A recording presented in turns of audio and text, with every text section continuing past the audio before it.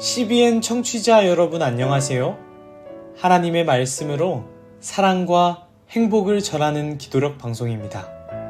오늘은 1월 17일 안식일입니다. 기도력 제목은 따뜻하게 용서하는 사랑입니다.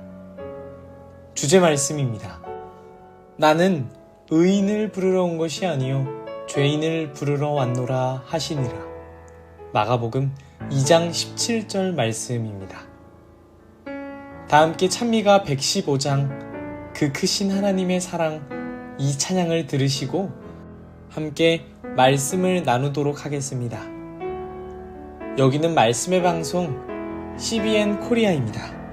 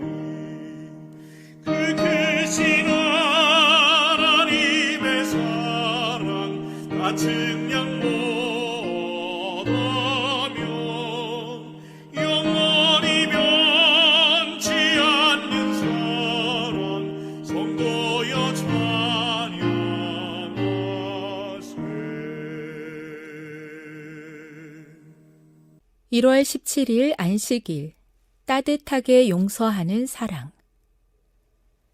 나는 의인을 부르러 온 것이 아니요 죄인을 부르러 왔노라 하시니라.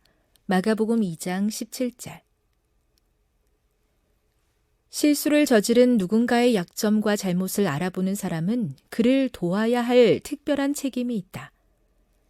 사람들이 그를 밀어내고 멀리한다 해도 우리는 그에게 희망의 손을 내밀어 그 손을 꼭 붙잡고 절대 놓치지 않게 해 주어야 한다.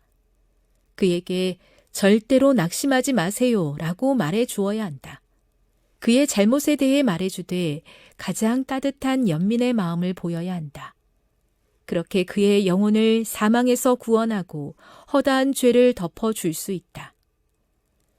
그가 자기의 잘못을 인정하면 주께서 그를 사해 주실 것이기 때문이다. 그리고 이 경험으로 그는 실수하는 타인을 어떻게 대해야 하는지를 배우게 될 것이다. 잘못한 사람에게 그리스도는 따뜻하게 용서하는 사랑을 보이셨고 우리도 그분의 교훈을 따라야 한다. 그리스도께서 세리, 죄인들과 식사하실 때 제사장과 관리들은 그분의 행동을 최대한 자신들에게 유리하게 이용했다. 그러나 그리스도께서 이렇게 하신 이유는 잘못한 이들에게 제사장과 관원들이 건네기 싫어하는 용기의 말을 전해주고 싶었기 때문이다. 그분은 영혼의 가장 깊은 갈망을 채워주고 마음이 상하여 지도와 격려가 필요한 이들을 돕고자 하셨다. 그분은 언제나 지혜롭게 말씀하셨다. 그분의 말씀은 늘 진리를 드높였다. 그분은 듣는 이들의 마음 깊숙한 곳까지 살피는 원칙들을 제시하셨다. 그분은 병든 상상력을 일깨워 그 마음이 영원한 실체로 향하도록 이끌어주는 말씀을 하셨다. 그리스도께서 이런 잔치에 참여하신 이유는 동료들을 사회적으로 차단하는 이들의 행동이 잘못되었음을 보여주시기 위해서였다. 진리를 아직 알지 못하는 이들에게 진리가 전해져야 한다는 가르침을 주고자 하신 것이다. 진리를 받았다면 왜 이기적으로 자신들만 간직하고 있단 말인가? 나는 의인을 부르러 온 것이 아니요 죄인을 부르러 왔노라 라고 그리스도께서 선언하셨다. 이것이 그분의 일이었다. 원고 67, 1905년. 나는 의인을 부르러 온 것이 아니요 죄인을 부르러 왔노라 하시니라. 마가복음 2장 17절. 세계 선교를 위한 기도 제목입니다. 일본의 이승진, 맹선옥 선교사 부부의 기도 제목인 일본 연합회를 위해 함께 기도해 주세요.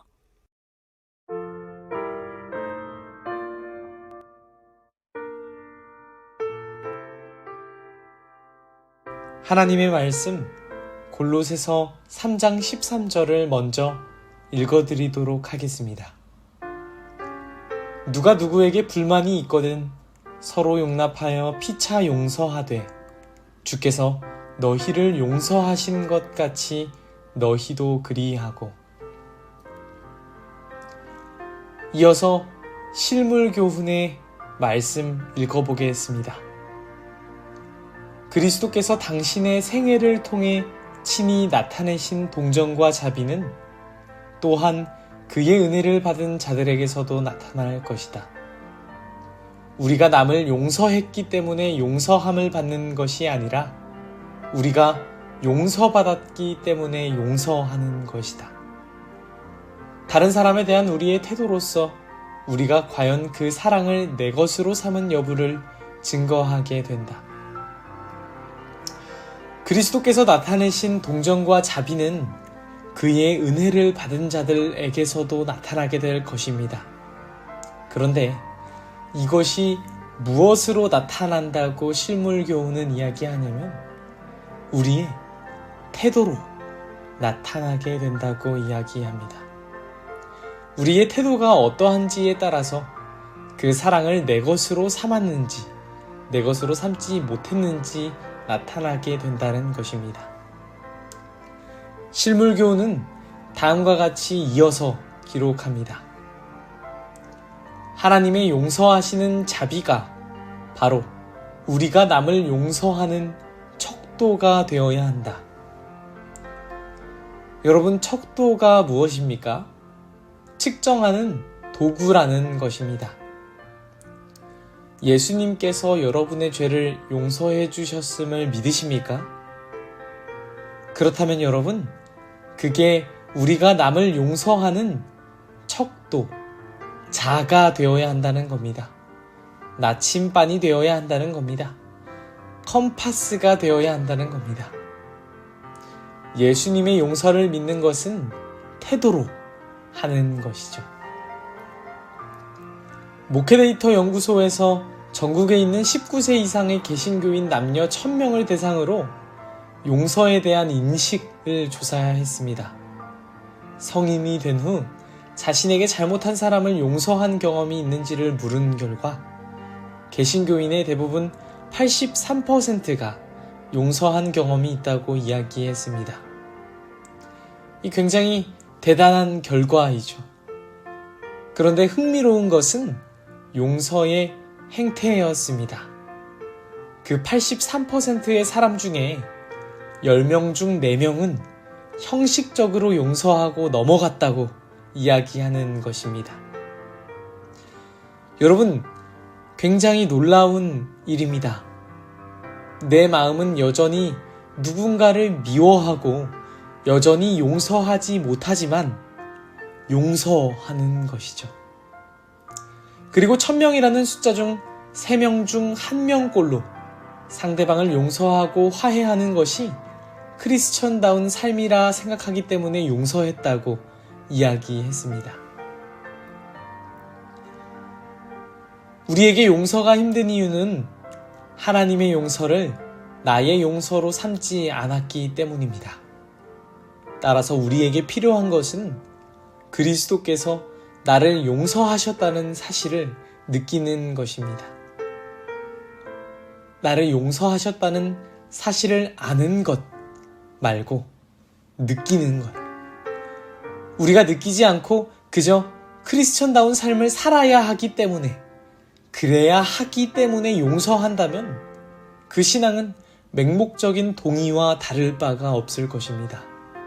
그러나 신앙은 맹목적인 동의와는 다르죠. 때로는 이해를 추구해야 하는 것입니다. 이러한 맥락에서 용서란 하나님의 사랑을 깨달은 사람들이 가지게 되는 자연 발생적인 반응이라고도 할 수 있겠습니다. 이것은 스스로의 힘으로 하는, 내가 신앙인이기 때문에 용서해야만 한다는 그런 스스로 하는 것이 아닙니다. 절대적인 강요나 종용의 문제가 아닙니다. 우리는 느껴야 하는 것이죠. 예수님께서는 누구를 위해 그 귀한 피를 흘리셨는가? 기도하겠습니다. 사랑의 하나님 아버지, 나는 의인을 부르러 온 것이 아니요 죄인을 부르러 왔노라 하심에 감사합니다. 우리는 실수라도 나에게 잘못하는 사람에 대해서 쉽게 용서해주지 못했습니다. 아니, 용서하긴 했습니다만 그것은 그저 형식적인 용서에 불과했습니다. 하나님, 진정한 용서를 위해서는 예수 그리스도의 십자가를 우리가 느껴야만 한다고 하셨사오니, 우리가 예수 그리스도의 그 십자가 보혈, 그 보혈을 깊이 묵상할 수 있도록 우리의 삶으로, 우리의 태도로 그 묵상을 실천할 수 있도록 주님 인도하여 주시옵소서. 태초부터 제정하신 안식일, 하늘의 축복을 더하여 주시기를 예수님의 이름으로 기도드립니다. 아멘.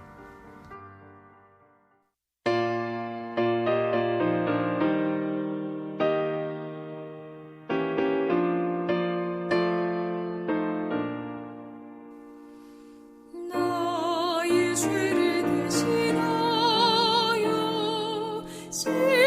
십자가에 달린 주, 대면하여 만날 때에 나의 기쁨 어떠랴. 오의 주를 대면하여 만날 때가 오리니